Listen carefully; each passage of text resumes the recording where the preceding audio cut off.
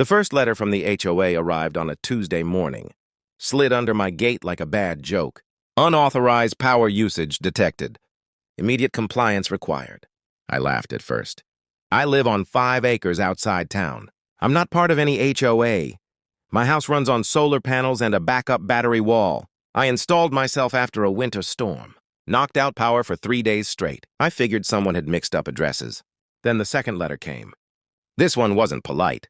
It accused me of stealing electricity from the neighborhood grid and demanded I pay $4,800 in back utility fees within 7 days or face legal action. I drove to the HOA office just to clear things up. That's where I met Linda. She barely looked up from her desk when I explained. "You're tapped into our grid," she said flatly. "We have proof." I told her I wasn't part of her HOA, that my entire property was off-grid, and that I literally had receipts for every panel, inverter, and battery. She smirked. Everyone says that. 2 days later, my power mysteriously cut out. That's when I knew this wasn't a mistake.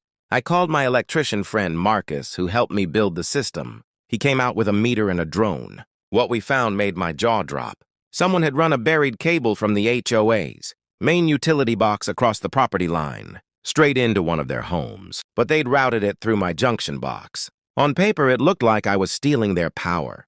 In reality, one of Linda's board members had been siphoning electricity for months and using my system as a cover. I didn't confront them. I made one quiet change. Marcus rerouted that single connection back to where it belonged, directly to the HOA meter, and installed a data logger. Within 48 hours, the HOA's power usage spiked by 37%. 3 days later, I got another letter. This time it said I owed them an apology. So I invited the HOA board, a utility company inspector, and a county code officer to my property. When the inspector traced the cable and pulled the usage logs, Linda turned pale. The board member who'd been stealing power tried to talk his way out of it. He ended up in handcuffs.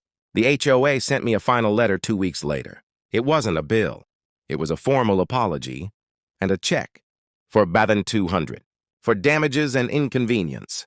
I framed it right next to my solar inverter.